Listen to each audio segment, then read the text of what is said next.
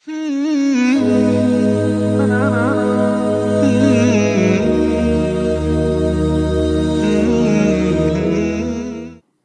بالله من الشيطان الرجيم بسم الله الرحمن الرحيم وصلى الله على محمد وعلى آله الطيبين الطاهرين الذين أذهب الله عنهم الرجس وطهرهم تطهيرا اللهم صل على محمد وآل محمد ولعنة الدائمة الباقية على أعدائهم ومنكر فضائلهم وغاصب حقوقهم أجمعين من يوم عداوتهم إلى قيام يوم الدين. أما بعد عباد الله، أوصيكم ونفسي بتقوى الله، فإن التقوى خير الزاد وبها المعاد، وتنفع يوم لا ينفع فيه مال ولا بنون إلا من أتى الله بقلب سليم. وصلى الله على محمد وعلى آله الطيبين الطاهرين. اللهم صل على محمد وآل محمد وعجل فرجهم। আমার প্রিয় দর্শক ও শ্রোতাবৃন্দ, আসসালামু আলাইকুম ওরহমতুল্লাহি ওয়াবারাকাতুহ। আপনাদের সকলকে আন্তরিক সালাম ও শুভেচ্ছা জানিয়ে আজকের অনুষ্ঠান ইসলাম ইন বাংলায় আপনাদেরকে স্বাগতম জানাই। আশা করি আপনারা যে যেখানে আছেন ভালো আছেন, কুশল ও মঙ্গলে আছেন, সুখে থাকুন, শান্তিতে থাকুন, সমস্ত প্রকারের দুঃখ কষ্ট থেকে মুক্তিতে থাকুন। আল্লাহ রব্বুল আলামিনের কাছে এই কামনা করি। যারা অসুস্থ, আল্লাহ তাদেরকে সুস্থতা দান করুন। যারা ঋণে ভুগছে, আল্লাহ তাদেরকে ঋণ মুক্তি করুন। ওইরূপ যাদের জীবনে কোনো প্রকারের অভাব বা অশান্তি আছে, আল্লাহ রব্বুল আলামিন তাদের সকলের জীবনে সুখ শান্তি দান করুন ও সকলের মনোকামনা আশাকে পূরণ করুন। আমাদের সকলকে সৎ পথে চলার, অসৎ পথ থেকে দূরে থাকার এবং এক অপরকে সৎ উপদেশ দেওয়ার তৌফিক দান করুন। আমরা যেন সত্য বা হক জিনিসকে জেনে শুনে মেনে তার উপরে আমাল করে সেটা অন্যদের সামনে তুলে ধরতে পারি বা সকলের কাছে পৌঁছে দিতে পারি। আল্লাহ রাব্বুল আলামিন আমাদেরকে সেই মনোবল ও নেক তৌফিক দান করুন। আমিন ইয়া রাব্বাল আলামিন। এই দোয়ার সঙ্গে আজকের পর্ব শুরু করতে চলেছি। আপনাদের পাঠানো প্রশ্নের উত্তর দেওয়ার আগে একটি জিনিস স্মরণ করিয়ে দিতে চাই, আর সেটা হচ্ছে আজ রজব মাসের 12 তারিখ। আগামীকাল 13ই রজব, মঙ্গলবার, আমাদের প্রথম ইমাম মাওলাই কায়নাত হযরত আলী ইবনে আবি তালিব আলাইহিস সালামের শুভ জন্মদিন হবে। সুতরাং আগামী দিনের অনেক সম্মান এবং ফজিলতের জিকির হয়েছে। কালকের দিন আপনারা রোজা রাখতে ভুলবেন না, বিশেষ করে যারা আমালে উম্মে দাউদ করতে চায়, সমস্ত সমস্যার সমাধানের জন্যে, জালিম বা শত্রুদের থেকে রক্ষা পাওয়ার জন্যে, বিপদ আপদ থেকে মুক্তি পাওয়ার জন্যে, বালা ও মুসিবত থেকে দূরে থাকার জন্যে, রুজি রুটিতে বৃদ্ধির জন্যে বা সমস্ত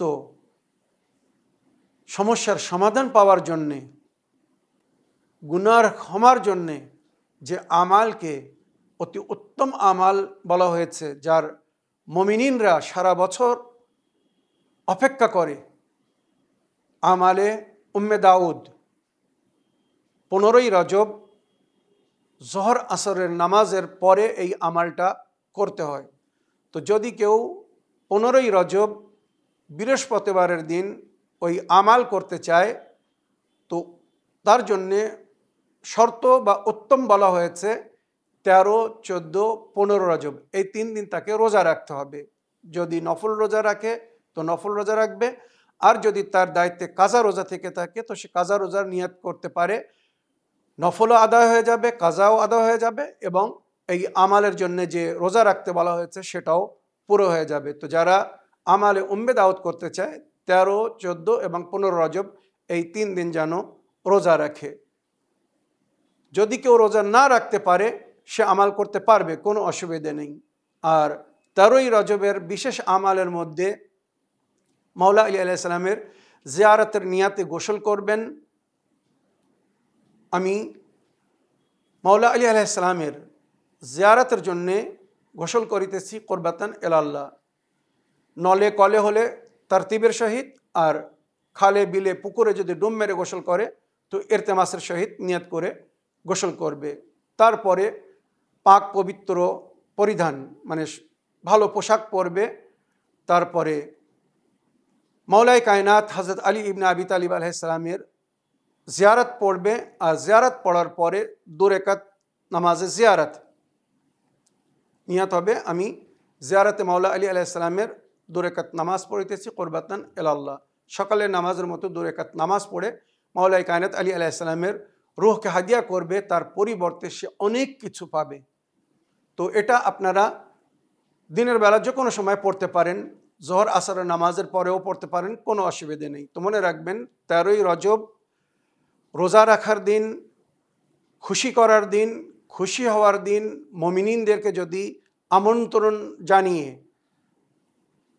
মুখ মিষ্টি করতে পারেন, কাউকে খুশি দিতে পারেন, অল্প হলেও সাদকা দেওয়ার অবশ্যই চেষ্টা করবেন। আজকের দিনের সাদকা মানে 13ই রজবের সাদকা কিন্তু বড় গুরুত্বপূর্ণ এবং সম্মানিত স্থান রাখে। মাওলা মুশকিল কোশার জরিয়ায় যদি কেউ নিজের মুশকিলকে আসান করতে চায় তো আজকের দিনে মাওলার নামে কিছু দান খয়রাত করবেন। তারপরে এই দান খয়রাতের রিওয়ার্ড বা এর পরিণাম দেখবেন জীবনে কত সুখ শান্তি নিয়ে আসবে। কালকের দিন 13 রজব বিশেষ দিন, মাওলা আলী আলাইহিস সালামের জন্মের দিন, খুশির দিন। আপনারা মাহফিল করবেন, আনন্দিত হইবেন, অন্যদেরকেও খুশি করবেন। আর যারা আমালে উম্মে দাওয়াত করতে চায় 13, 14, 15 রজব 3 দিন তাদেরকে রোজা রাখার জন্য বলা হয়েছে। আশা করি এই যে স্মরণটা করিয়ে দিলাম এটা মনে রাখবেন। আসুন এবারে আমি আপনাদের পাঠানো চিঠি পড়ে প্রশ্ন পড়ে তার উত্তর দিতে চাই। দেখি কোথা থেকে কে কি প্রশ্ন করছেন, কে কি জানতে চাচ্ছেন।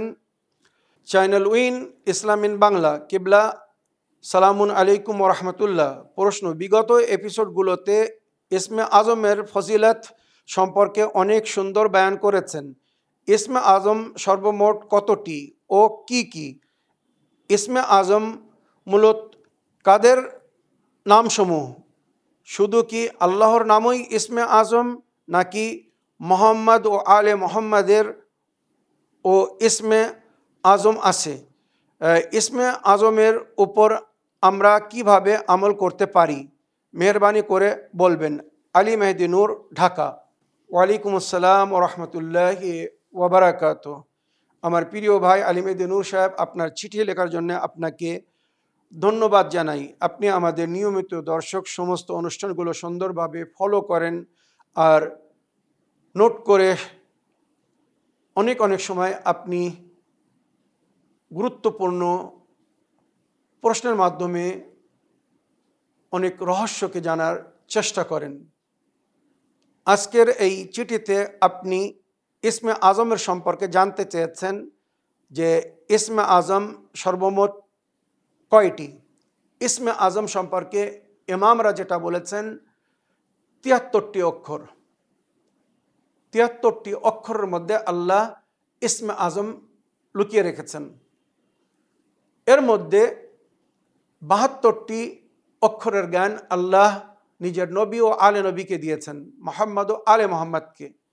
আর ওই 73টি অক্ষরের মধ্যে একটা অক্ষরের জ্ঞান ছিল, মানে একটি ইসমে আজম জনাবে আসিফ বিন বারখিয়া, জনাবে সুলাইমান নবীর যিনি ওসি ছিলেন, ওজির ছিলেন, খলিফা বা প্রতিনিধি ছিলেন, উনি জানতেন। তাই চোখের পলকের মধ্যে তাখতে বিলকিসকে তুলে নিয়ে এসেছিলেন। বিলকিসের মুলকে সাবার মহারানীর সিংহাসনকে মহারানী সমেত চোখের পলকের মধ্যে জনাবে সুলাইমান নবীর সামনে উপস্থিত করে দিয়েছিলেন। তাহলে ইসমে আজমের মধ্যে কত ক্ষমতা আছে এবারে ভেবে দেখুন। আর ইমাম আলী নবী আলাইহিস সালাম বলেছেন, আল্লাহ রাব্বুল আলামিন আমাদেরকে বাকি 72টি অক্ষরের জ্ঞান দান করেছেন। আমরা যা কিছু ইচ্ছা করতে পারি, কিন্তু আল্লাহর অনুমতি ছাড়া আমরা কিছুই করি না। এই 73টি অক্ষরের মধ্যে একটি অক্ষরের জ্ঞান বিশেষ আল্লাহর জন্যে, যেটা আল্লাহর গোপন তথ্য বা রাজ, সেটা আল্লাহ কাউকে দেননি, না কোনো নবীকে, না কোনো ওলিকে, না কোনো ইমামকে। এবারে আপনার প্রশ্ন ছিল দ্বিতীয়, কি কি ইসমে আজম কি কি? তো আমার প্রিয় ভাই, এটা বলা আমাদের জন্য সম্ভব না। আরেফিনরা যারা জানেন তানারা সবাইকে বলেন না, কেননা এর মিসইউজ হতে পারে। তবে ইসমে আজম ব্যবহার করা আর ইসমে আজমের মাধ্যমে চমৎকার বা কেরামতি জাহির করাও কিন্তু সকলের পক্ষে সম্ভব না। যেটা আপনি শেষে জানতে চেয়েছেন যে ইসমে আজমের উপরে আমরা কিভাবে আমল করতে পারি। তো আমার প্রিয় ভাই, ইসমে আজমকে কারিগর করার জন্য, কারিগর মানে কার্যকারী করার জন্যে সর্বপ্রথম পবিত্র নফসের মালিক হতে হবে, নিজের জবানকে পাক করতে হবে। যতক্ষণ স্পিরিচুয়াল পাওয়ার, রুহানি শক্তি বৃদ্ধি না হচ্ছে, আপনি বা আমি ওটা করতে পারবো না। তো ইসমে আজমকে উপয়োগ করার জন্যে সর্বপ্রথম শারীরিক এবং মানবিক পবিত্রতা অর্জন করতে হবে। শারীরিক পবিত্রতা মানে নাজিস এবং হারাম খেলে হবে না। কখনো নাজিস এবং হারাম খেলে তার জবানের আসার চলে যাবে। সে ইসমে আজম কেন, স্বয়ং আল্লাহর নাম 1000 বার বললেও কোনো আসার করবে না। এই আল্লাহ শব্দ ইসমে আজমের মধ্যে একটি, মনে রাখবেন। বাকি বলার প্রয়োজন নেই বা বলতেও পারছি না। আল্লাহ, স্বয়ং আল্লাহ ইসমে আজম। আল্লাহর যে 99টি নাম, এর মধ্যেও ইসমে আজম লুকিত আছে, কিন্তু সমস্ত নামের একটি সংখ্যা আছে। সেই সংখ্যা হিসেবে তাকে ব্যবহার করতে বলা হয়েছে, পড়তে বলা হয়েছে, জপ করতে বলা হয়েছে। তার সাধনার মাধ্যমে ওই শক্তি পাওয়া যায়। মনে রাখবেন, দুআয়ে জওশনে কবির 1000 নাম এসেছে। আল্লাহ রব্বুল আলমিনের 1000 নাম ওই দুয়ার মধ্যে এসেছে। এই দুয়াটি আল্লাহ নিজের নবীকে দিয়েছিলেন হেফাজতের জন্য, সুরক্ষার জন্য। যুদ্ধে যেতেন, ওই দুয়া নিজের সঙ্গে নিয়ে যেতেন, যার ফলে নবী করিম সাল্লাল্লাহু আলাইহি ওয়াসাল্লাম কোনো যুদ্ধে পরাজয় হননি। মনে রাখবেন। তো দুআয়ে জওশনে কবিরের মধ্যে 1000 নাম এসেছে, তার মধ্যেও ইসমে আজম আসছে। তো আমার প্রিয় ভাই, পারফেক্ট এটাই এটাই এটাই এটাই ইসমে আজম, আর এটা এটা এভাবে ব্যবহার করুন, এটা বলার শক্তি কারো নেই বা অনুমতিও নেই। মনে রাখবেন, এগুলো এলাহি রাজ, যেগুলো শুধু আল্লাহর অতি নিকটতম প্রিয় ওলি আউলিয়ারা জানেন। ইমাম নবীদেরকে আল্লাহ দিয়েছিলেন, আর ওনারা যাকে নিজের রাজদার মনে করে, যাদের মধ্যে সেই পবিত্র নফস দেখেছিলেন, তাদেরকে দিয়েছিলেন, সাধারণ মানুষের জন্য না। কিন্তু নবী করিম সাল্লাল্লাহু আলাইহি ওয়াসাল্লাম যখন কথা বলতেন, হাদিস বলতেন, এলাহি পায়গাম শোনাতেন, তো নবী করিম সাল্লাল্লাহু আলাইহি ওয়াসাল্লামের সাহাবাদের 3টি ক্যাটাগরি ছিল। মনে রাখবেন, আম সাহাবা, খাস সাহাবা আর খাসুল খাস সাহাবা। যে কথা নবী খাসুল খাস সাহাবাদেরকে বলতেন, খাস সাহাবাদেরকেও বলতেন না। যে কথা নবী খাসুল খাস এবং খাস সাহাবাদেরকে বলতেন, সে কথা আম সাহাবাদেরকে বলতেন না, কেননা তার প্রাপ্য না, সেটা বহন করতে পারবে না। সেই জন্যে নবী করিম সাল্লাল্লাহু আলাইহি ওয়াসাল্লাম কাল্লিবিন নাস আলা কদরে উকুলহিম, মানুষের বিবেক অনুযায়ী কথা বলো। যদি লো বিবেকধারীদের সঙ্গে হাই কোয়ালিটির কথা বলেন, তারা বুঝবে না। হাই কোয়ালিটির সঙ্গে যদি লো কোয়ালিটিতে কথা বলেন, তাদের খারাপ লাগবে। ওই জন্য নবী করিম সাল্লাল্লাহু আলাইহি ওয়াসাল্লাম বা আহলে বাইত সবসময় ওনারা কাল্লিমিন নাস আলা কদরে উকুলহিমকে নজরে রেখে কথা বলতেন। যে যেমন বহনকারী ছিল, তাকে তেমন ইলম দিতেন, শিক্ষা দিতেন, জ্ঞান দিতেন। তো আমার প্রিয় ভাই, এই যে ইসমে আজমের সম্পর্কে আপনি জানতে চেয়েছেন, যতটুকু আমার দ্বারায় বলা সম্ভব ছিল ইশারায় বলে দিলাম বা বুঝিয়ে দিলাম। আশা করি এর আগে আর প্রশ্ন করবেন না বা প্রশ্ন করার প্রয়োজন হবে না। আমার প্রিয় ভাই, আপনাকে অনেক অনেক ধন্যবাদ জানাই। ইসমে আজম আল্লাহর নাম, খুব গোপন তথ্য এটা। হ্যাঁ, হযরত আলী আলাইহিস সালামের নাম ইসমে আজমের মধ্যে রাখা হয়েছে, প্রিয় নবীর কিছু নাম ইসমে আজমের মধ্যে রাখা হয়েছে।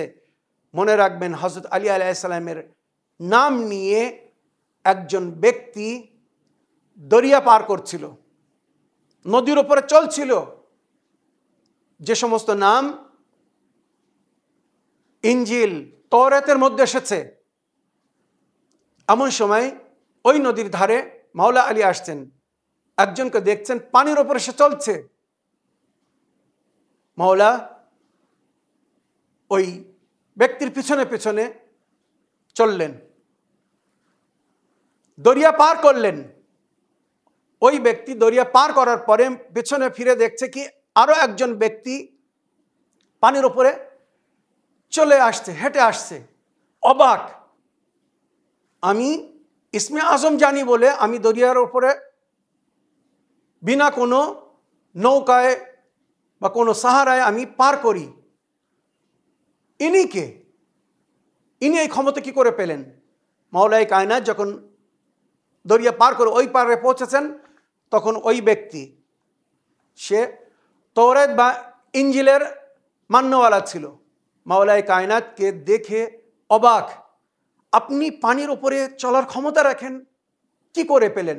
তখন মাওলাই কায়নাত মিসমিস করে হাসলেন, হেসে বললেন, তোমাকেও দেখলাম, তুমিও তো পানির উপরে চলে দরিয়া পার করলে, নদী পার করলে, কোনো নৌকার প্রয়োজন হয়নি, কোনো লঞ্চ বা অন্য জিনিস যার মাধ্যমে মানুষ দরিয়া পার করে, কোনো সাহারা নেওনি।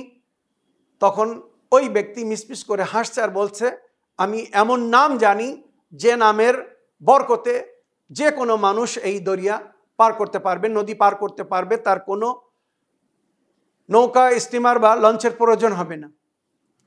মাওলাই কায়নাত মিসমিস করে হাসলেন, হাসার পরে বললেন, কার নাম, কি নাম, কি বলে তুমি দরিয়া পার করেছ বা নদী পার করো? তখন ওই ব্যক্তি বলছে, না, এ আমার একটা গোপন রাজ, এ রাজ আমি আপনাকে দিতে পারবো না। তবে আপনাকেও দেখলাম, আপনিও দরিয়া পার করলেন, আপনি কি বলে, কি পড়ে দরিয়া পার করেছেন? মাওলাই কায়নাত তখন ওই ব্যক্তিকে বললেন, যে নামের বরকতে তুমি দরিয়া পার করেছ আমি সেই নাম।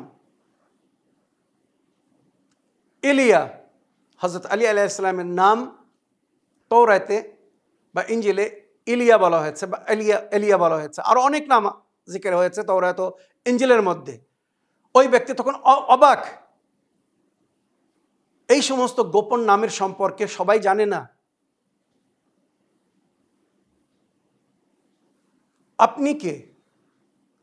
তখন মাওলাই কায়নাত বললেন, আমি সেই আলী, তওরাতে যাকে ইলিয়া বলা হয়েছে, ইনজিলের মধ্যে যাকে আলিয়া বলা হয়েছে। এইভাবে সমস্ত আসমানি কিতাবের নাম নিলেন আর নিজের নাম বললেন যে আমার এই নামের সঙ্গে যদি কেউ স্মরণ করে আন্তরিকতার সঙ্গে, পবিত্রতা নফসের সঙ্গে, সে দরিয়া কেন আগুনের মধ্যে চলে যাবে, আগুন তাকে পোড়াতে পারবে না। কেননা আল্লাহ রসুল আমার সম্পর্কে দায়িত্ব নিয়েছেন, যার অন্তরে আলীর ভালোবাসা আছে, আলীর মায়া মহব্বত আছে, আগুন তাকে কখনো পোড়াবে না।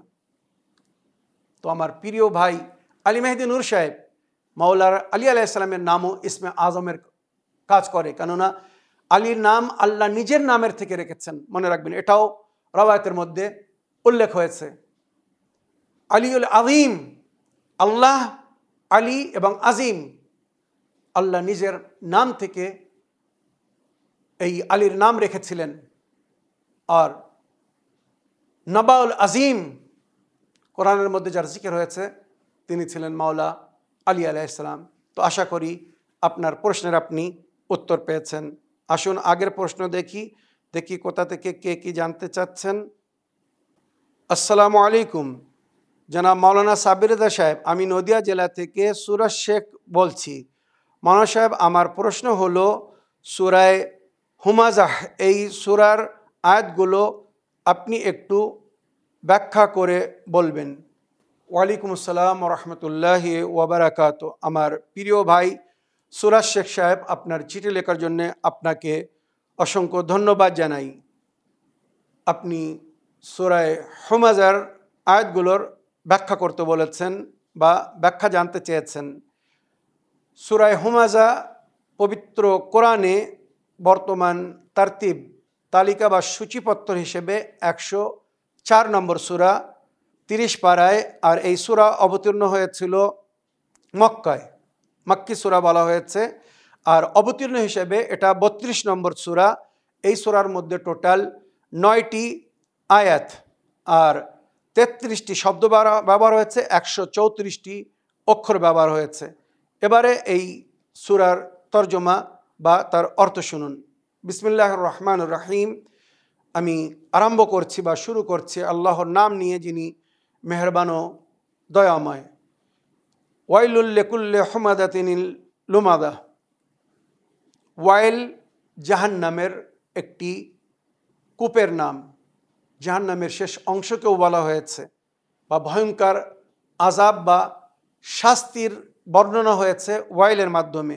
ওয়াইলুল লিকুল্লি হুমাযাতিন লুমাযা, যারা অন্যদেরকে খোঁটা দেয় বা চুগলখড়ি করে, মানে এদিককার কথা ওদিকে করে মানুষের মধ্যে অশান্তির সৃষ্টি করে, লড়াই লাগিয়ে দেয়, ঝগড়া লাগিয়ে দেয়, মতভেদ করিয়ে দেয়, সম্পর্ক খারাপ করিয়ে দেয়। তো এদের জন্য ওয়াইলুল লিকুল্লি হুমাযাতিন লুমাযা, জাহান্নাম মানে ওয়াইল তাদের জন্যে যারা খোঁটা দেয়, মানুষকে বিদ্রূপ কথা বলে আঘাত করে এবং চুগলখড়ি করে, এদিককার কথা ওদিকে লাগিয়ে লাগান বাগান করে অশান্তি সৃষ্টি করে, মানুষের মধ্যে দ্বন্দ্ব লাগায়। আল্লাযী জামা মালান ওয়া আদ্দাদা, ওইরূপ যারা মাল জমা করে আর হিসেব করতে থাকে, প্রতিদিন কত জমা হয়েছে শুধু জমা করতে থাকে, আল্লাহর পথে খরচ করে না। তো যারা মাল জমা করছে আর প্রাপ্য ব্যক্তিদের তাদের হক দিচ্ছে না, মানে যাকাত খুমুস আদায় করছে না, যেটা ফরজ, ওই মাল তাদের জন্য আযাবের কারণ হবে। মনে রাখবেন, ওই মাল আযাবের কারণ হবে। ইয়াহসাবু আন্না মালহু আখলাদা, এরা মনে করে এই মাল চিরস্থায়ী, এই মাল থেকে সারা জীবন তারা লাভবান হবে। আমাদের মধ্যে অনেকেই জানে না আজ যেটা সে সঞ্চয় করেছে আগামী দিন সেটা সে খেতে পারবে কিনা, তার নসিবে হবে কিনা। पल भर की खबर नहीं और सामान जमा कर लिया, आगामी मुहूर्ते আমরা বেঁচে থাকবো কিনা কেউ জানে না। আর অধিক থেকে অধিক মাল জমা করছে আয়েশো ইশরাত বা আরামের জন্য, উপভোগ করার জন্য, কিন্তু তার নসিবে সেটা আছে কিনা সে জানে না। তাই মাওলাই কায়নাত আলী ইবনে আবি তালিব আলাইহিস সালাম বলেছেন, সৌভাগ্যবান সেই ব্যক্তি যে নিজের প্রয়োজনকে পেয়েছে, প্রয়োজনের অধিক হলে সেটা তার না, অন্যের হক। তাই মাল জমা করতে মানা, তোমার প্রয়োজনের বেশি যেটা সেটা আল্লাহর পথে দান করে দাও, আল্লাহ আরো দেবে। যে খোদা আজ দিয়েছে সে কালও দেবে। কিন্তু যাদের আল্লাহর প্রতি বিশ্বাস নেই তারাই ভবিষ্যৎকে ভেবে জমা করতে থাকে। তারা জানে না যেটাকে জমা করছে সেটাকে উপভোগ করতে পারবে কি পারবে না। ইয়াহসাবু আন্না মালহু আখলাদা কাল্লা লা ইউমবাদান্না ফিল হুতামা, এই মাল সমেত তাদেরকে জাহান্নামে ফেলে দেওয়া হবে যদি তারা মাল সঠিক জায়গায় খরচ না করে যায়, প্রাপ্য ব্যক্তিদেরকে তাদের অধিকার বা হক না দিয়ে যায়। মনে রাখবেন, কাল্লা লা ইউমবাদান্না ফিল হুতামা, হুতামা জাহান্নামের আগুনের গর্তকে বলা হয়েছে। তো এই জাহান্নামের আগুনের গর্তে তাদেরকে ফেলে দেওয়া হবে যারা মাল জমা করছে আর যাকাত খুমুস দিচ্ছে না, আল্লাহর বান্দাদের হক তাদেরকে দিচ্ছে না। ওয়ামা আদরাকা মাল হুতামা, তোমরা কি জানো এই হুতামা কি? হুতামা কি? নারুল্লাহিল মুকাদা, এক আগুন যেটা জ্বলছে ভয়ঙ্কর রূপে। আল্লাতি তাত্তু আলাল আফদা, যে আগুন কলেজাকে জ্বালিয়ে পুড়িয়ে ছাই করে দেবে। ইন্নাহা আলাইহিম মুসাদা, আর এই আগুন তাদেরকে ঘেরাও করে নেবে, ধরে রাখবে। ওই আগুনের মধ্যে যে একবার যাবে বা যাকে ফেলে দেওয়া হবে, সেই ওই আগুন থেকে আর বাইরে আসতে পারবে না। ফি আমাদিম মুমাদ্দাদা, এক দীর্ঘ সময়ের জন্য সেই আগুনের মধ্যে তাকে ফেলে দেওয়া হবে। তো যারা অন্যদের রহস্য করে, যারা খোঁটা দেয়, যারা চুগলখড়ি করে, যারা মাল জমা করে আর আল্লাহর পথে খরচ করে না, প্রাপ্য ব্যক্তিদেরকে তাদের হক দেয় না, জাকাত খুমুজ দেয় না, এই সূরা তাদেরকে কিন্তু সতর্ক করছে। এই তোমার ধন দৌলত, এই মাল তোমাকে নিয়ে জাহান্নামে চলে যাবে, আর এমন আগুনের মধ্যে ফেলে দেওয়া হবে যেখান থেকে বাইরে আর আসতে পারবে না। কলেজাকে জ্বালিয়ে পুড়িয়ে ছাই করে দেবে। হোতামা, ভয়ঙ্কর আগুন বা জাহান্নামের বিশেষ একটি অংশকে বলা হয়েছে। আমার প্রিয় ভাই সুরাজ শেখ সাহেব, আশা করি আপনার প্রশ্নের আপনি উত্তর পেয়েছেন, বা সূরা হুমাযার যে তাফসীর করতে বলেছিলেন, যেটা বললাম, আশা করি এর থেকে আপনারা সবাই লাভবান হয়েছেন। আগের প্রশ্ন নিই, দেখি কোথা থেকে কে কি জিজ্ঞেস করছেন। আসসালামু আলাইকুম, জনাব মাওলানা সাবির রেজা সাহেব, আমি নদিয়া জেলা থেকে সুরাজ শেখ বলছি। মাওলানা সাহেব, আমার প্রশ্ন হলো সূরা 3-এর আয়াতগুলোর আপনি একটু ব্যাখ্যা করে বলবেন।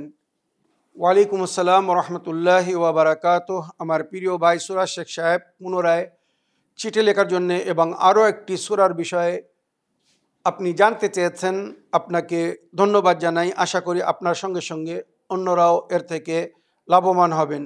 আপনি সূরা 3 ওয়াত-তিন ওয়াজ-জাইতুন, কোরআনে দুটি ফল বা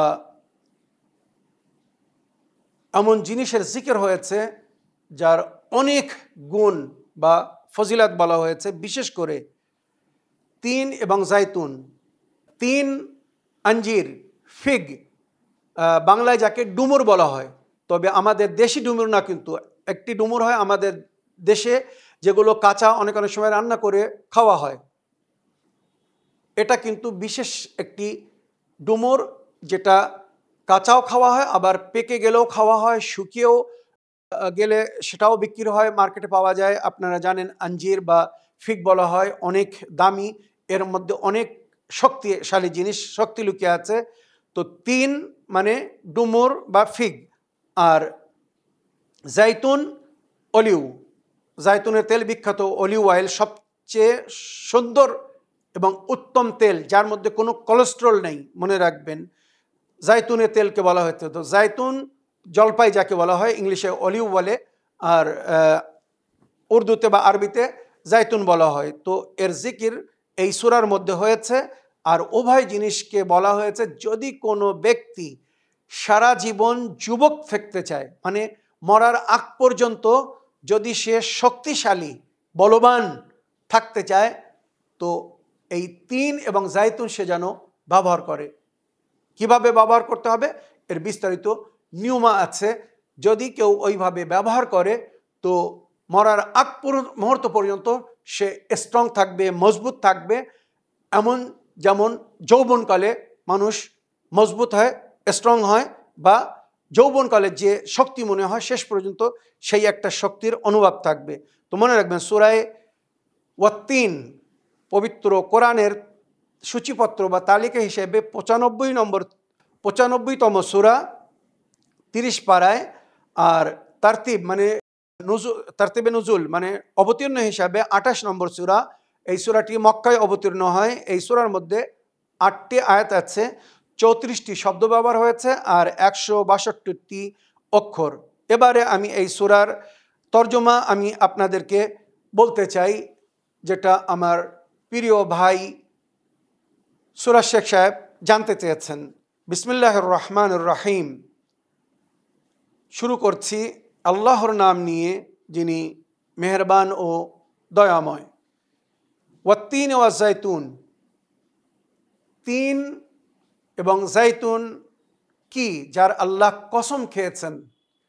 তো এখানে মুফাসসিরিনরা বলেছেন দুটি মসজিদের নাম, একটি দামেস্কে আর একটি বাইতুল মকদিস।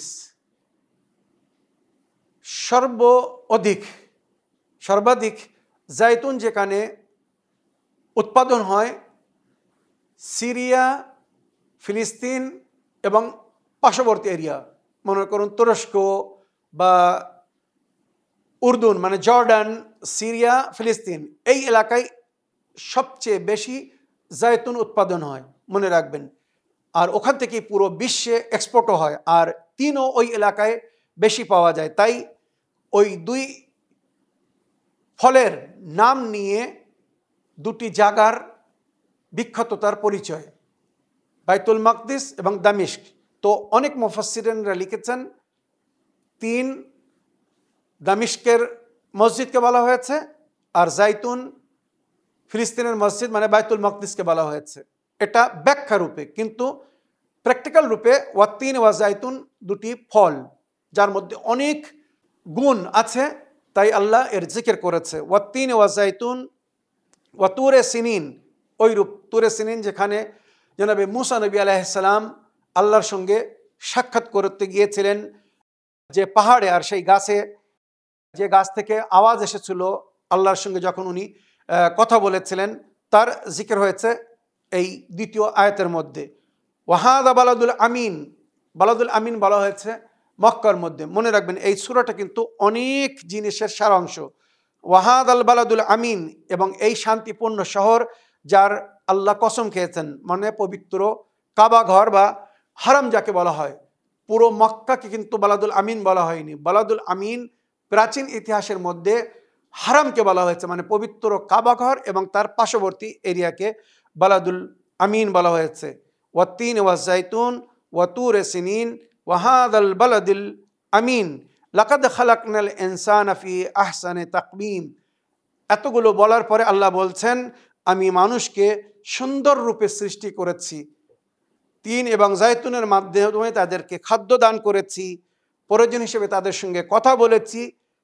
সুন্দর সৃষ্টি বা আকৃতি দেওয়ার পরে আল্লাহ কি বলছেন, যারা আমার কথা মেনে চলবে তারা ইহকাল ও পরকালে চিরস্থায়ী শান্তি পাবে। সুম্মা রাদাদনাহু আসফালা সাফিলিন, কিন্তু যারা আমার কথা শুনবে না, আমার হুকুমকে অমান্য করবে, আল্লাহ তাদের জন্য বলছেন আমি এদের অবস্থাকে পাস করে দেব, মানে খুব জঘন্য। সুম্মা রাদাদনাহু আসফালা সাফিলিন মানে দুরবস্থা। আপনারা জানেন এক সময় যখন মানুষ বৃদ্ধকালে পৌঁছে যায়, হাড়কোড় দুর্বল হয়ে যায়, শারীরিক কোনো ক্ষমতা থাকে না, যেমন বাল্যকালে বাচ্চারা অন্যের সাহায্যের অপেক্ষা করে, নিজেরা কিছু করতে পারে না, ওইরূপ বৃদ্ধকালে অধিক বয়স হয়ে গেলে এমন একটি পরিস্থিতি আসে যখন মানুষ নিজে হাতে আর হয়তো কিছু করতে পারে না, সমস্ত কাজের জন্য তার অন্যদের সাপোর্টের প্রয়োজন হয়, সহযোগিতার প্রয়োজন হয়। তাই আল্লাহ বলছে, এই যে মানুষকে আমি তৈরি করেছি এত সুন্দর, যখন ওই মানুষ অহংকার করে, আমার হুকুম না মানে, আমি তাদের জীবনের শেষ পর্যায়ে এমন পরিস্থিতির মধ্যে ফেলে দিই যেটা তাদের জন্যে ভয়ঙ্কর হয়। কিন্তু আল্লাহর ওলিরা, যারা আল্লাহর অতি নেক বান্দা, মনে রাখবেন তাদের দুরবস্থা কখনো আল্লাহ করেন না। আমাদের নবী 63 বছর বয়সে দুনিয়া থেকে গিয়েছেন, চলতে ফিরতে সমস্ত কাজ নিজে করতেন, কোনো কাজের জন্য উনি কারুর মহতাজ হননি। মানে বৃদ্ধকালে, বুড়ো হয়ে গেলে, হাত পা যখন আর চলে না, তখন মানুষ অন্যের সহযোগিতার প্রয়োজনীয় হয়ে যায়। কোনো নবী বা ইমাম তাদের জীবনে এমন হননি, বা আল্লাহর ওলিরা এমন হন না যে এমন বয়সে তারা দুনিয়া থেকে গেছে যে তারা নিজের আর কিছু করতে পারতো না, অন্যদেরকে করে দিতে হতো না। এই সম্মান আল্লাহ নিজের ওলিদেরকে, নেক বান্দাদেরকে দান করেছেন। তবে যারা আল্লাহর কথা শোনে না, মানে সাধারণ মানুষের জন্য এটা বলা হয়েছে, অধিকরা আপনারাও দেখেছেন, আমরাও দেখছি বা দেখেছি, বৃদ্ধকালে কত কষ্ট সহে মানুষ মারা যায়, কত কষ্ট সহে এই দুনিয়া থেকে যায়।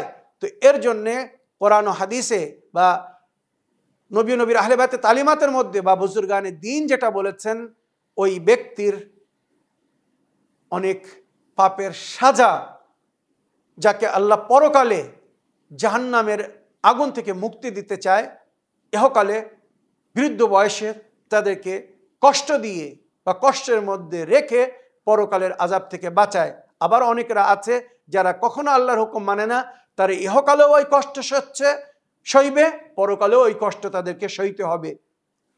কুফার ও মুশরিকিনদের জন্য বলা হয়েছে, ইহুদ ও নাসারা যারা আল্লাহর কথা মানেনি, ওইরূপ নবীর উম্মতের ইহুদ ও নাসারারা যারা নবীর আহলে বায়তকে ফলো করেনি বা করে না, এদের জন্য ওইভাবে বলা হয়েছে যে আল্লাহ এদেরকে ইহকালেও মজা চাখাবে, পরকালেও মজা চাখাবে।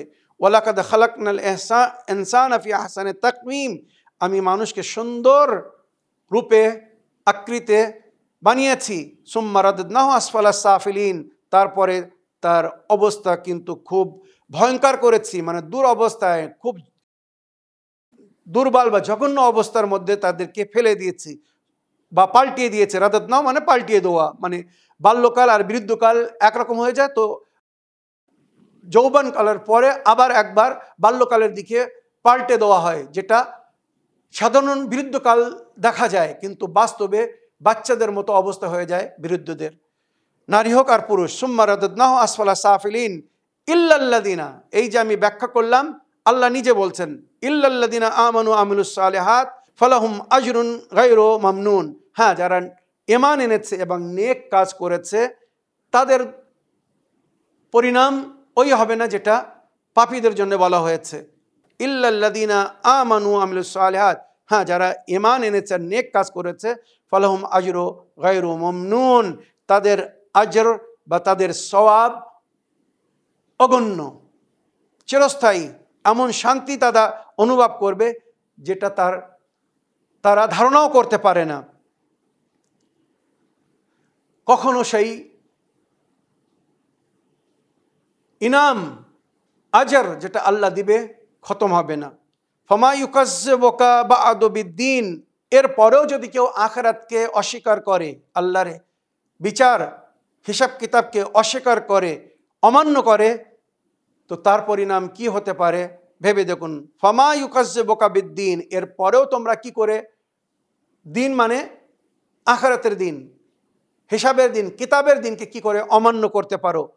আলাইসাল্লাহু বিআহকামিল হাকিমিন, তোমাদের মধ্যে কি আল্লাহ সবচেয়ে অধিক ন্যায় বিচারক না, সবচেয়ে সুন্দর বিচারক না, সবচেয়ে উত্তম এবং বড় বিচারক না?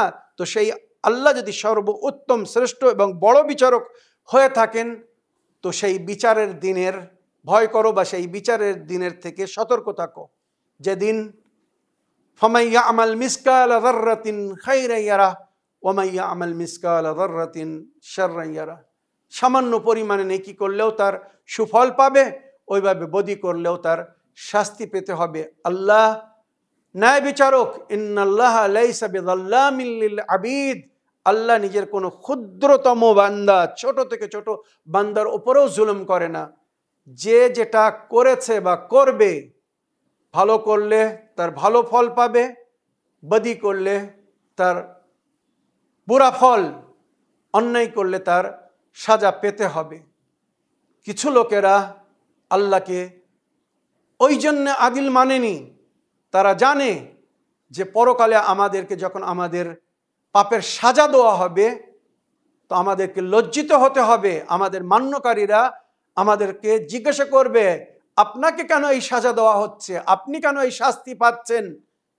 তখন আমরা জোর গলায় বলবো, আমরা বলতাম না যে আল্লাহ আদিল না, আল্লাহ ইনসাফওয়ার না, আল্লাহ ভালো মানুষকেও সাজা দিতে পারে আর খারাপ মানুষকেও শান্তি দিতে পারে, জান্নাত দিতে পারে।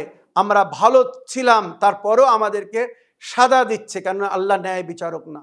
এরা বড় চালাক, বুদ্ধিমান, তাই এইভাবে বিশ্বাস স্থাপন করে গেছে। কিন্তু যেটা বাস্তব হকিকাত, যেটা কোরআন ও অথেন্টিক হাদিসের মধ্যে উল্লেখ হয়েছে, যেটা আল্লাহ ও রসুল বলেছেন, ইন্নাল্লাহা লাইসা বিযাল্লামিল লিল আবিদ, আল্লাহ নিজের কোনো ছোট্ট থেকে ছোট বান্দার উপরেও জুলুম করে না। যারা যেমন পাপ করে যাবে এই দুনিয়া থেকে, যারা অন্যায় করে গেছে, ভুল করে গেছে, নিজেরাও ভুল করে গেছে, অন্যদেরকেও ভুলের উপরে লাগিয়ে গেছে, এদের সাজা বা শাস্তি ডবল হবে। যারা অন্যদেরকে ভুল পথের পথিক করে চলেছে বা পথিক করে রেখেছে বা চালিয়ে গেছে বা চালাচ্ছে, মনে রাখবেন নিজের ভুলের সাজা তারা পাবে তো পাবে, তাছাড়া অন্যরা যে ভুল করছে, পাপ করছে, তাদের পাপের ভুলের সাজাও পেতে হবে। তবে বুদ্ধিজীবী ওই ব্যক্তি যে নিজের ভুলকে ভেঙে নেবে। মনে রাখবেন, যদি আপনি নিজের ভুলকে সংশোধন না করেন তো আপনি সাজা পাবেন, ওখানে কিন্তু কোনো অভিযোগ দেখাতে পারবেন না। আল্লাহ রাব্বুল আলামিন হাসরের দিনে, কিয়ামতের দিনে তাদেরকে বলবেন, যারা সঠিক পথকে ধারণ করেননি, আমার কিতাব কি তোমাদের সামনে ছিল না? আমার নবী কি তোমাদেরকে বলেনি কি ফলো করতে হবে, কি মেনে চলতে হবে হেদায়েত পাওয়ার জন্যে? ইন্নী তারিকুন ফিকুমুস সাকালাইন কিতাবাল্লাহি ওয়া ইতরাতি আহলি বাইতি মা ইন তামাসসাকতুম বিহিমা লান তাদিল্লু বাদি ওয়া লা ইয়াফতারিকা হাত্তা ইয়ারদা আলাইয়াল হাউজ। আমি তোমাদের মাঝখানে দুটি গুরুত্বপূর্ণ জিনিস ছেড়ে যাচ্ছি, একটি আল্লাহর কিতাব কোরআন মজিদ, দ্বিতীয় আমার ইতরাত, আমার আহলে বাইত। মা ইন তামাসসাকতুম বিহিমা লান তাদিল্লু বাদি, যতক্ষণ উভয় জিনিসকে ধরে থাকবে পথভ্রষ্ট হবে না, গুমরাহ হবে না। তোমরা কেন সেই আহলে বাইতকে ধরনি যাদেরকে আমি কোরআনের সঙ্গে রেখে এসেছিলাম? কোরআন কিতাব, কিতাবের সঙ্গে শিক্ষকের প্রয়োজন হয়, তো সেই শিক্ষককে কেন মানোনি? সুতরাং যারা কিতাবকে শুধু মুখের ওপরে মেনেছে, কিতাবের উপরে আমাল করেনি, কিতাব তাদের কোনো লাভ দেবে না। মনে রাখবেন, পরীক্ষায় তারা কখনো পাশ করতে পারে না যারা বই সঠিকভাবে পড়ে তার উপরে আমাল করে না, বা শিক্ষকের মাধ্যমে বইয়ের সঠিক ব্যাখ্যা যারা জানে না বা করতে পারে না। শুধু বই পড়লে যথেষ্ট না, বই পড়ে তার উপরে আমাল করতে হবে, তাহলে জীবনে উন্নতি হবে, শান্তি পাওয়া যাবে। এই কোরআন আমাদের হেদায়েতের জন্য এসেছে, আল্লাহ আমাদের হেদায়েতের জন্য এই কিতাব দিয়েছিলেন। তো যদি এই কিতাব পড়ে এর উপরে আমরা আমাল করি, তাহলেই আমরা নেজাত পাবো। আর কোরআন খোদা ও রসুলকে সাক্ষী করে বলছি, উম্মাতে মুসলিমা যদি কোরআনের আয়াত পড়ে তার উপরে আমাল করত, তাদের মধ্যে কখনো মতভেদ হতো না। যে কোরআন বলছে ওয়াতাসিমু বিহাবলিল্লাহি জামিয়ান ওয়ালা তাফাররাকু, তোমরা সকলেই মিলে আল্লাহর রশ্মিকে মজবুত করে ধরো। তো এই মুসলমান, যদি সেই মজবুত রশ্মি কোরআন হয়ে থাকে, তাহলে তোমাদের মধ্যে মতভেদ কেন? লা তাফাররাকু, যেখানে কোরআন বলছে মতভেদ করো না, দলাদলি করো না, ফেরকায় বন্টন হয় না। আজ মুসলমানদের মধ্যে এত ফেরকা, এর কারণ কি? কোরআন এবং আহলে বাইত আমাদের হেদায়েতের জরিয়া, ওসিলা। কোরআন এবং আহলে বাইতকে যারা ধরেছে, জেনেছে, মেনেছে, তাদেরই দিন, আমাল এবং শরিয়ত সঠিক, এরাই নেজাত পাবে। যারা কোরআন এবং আহলে বাইতকে উভয়কে একসঙ্গে মানেনি, এদের না দিন ঠিক আছে, না আমাল ঠিক হবে, না এরা পরকালে নেজাত পাবে। আমার প্রিয় ভাই, আপনার প্রশ্নের উত্তরে কোরআনের আয়াতের ব্যাখ্যায় যেগুলো বললাম, আশা করি এর থেকে আপনারা সবাই লাভবান হয়েছেন। এই বলে আমার আজকের বক্তব্য এখানে শেষ করলাম। ওয়া আখিরু দাওয়ানা আলহামদুলিল্লাহি রাব্বিল আলামিন। ওয়াসসালামু আলাইকুম ওয়া রাহমাতুল্লাহি ওয়া বারাকাতুহু।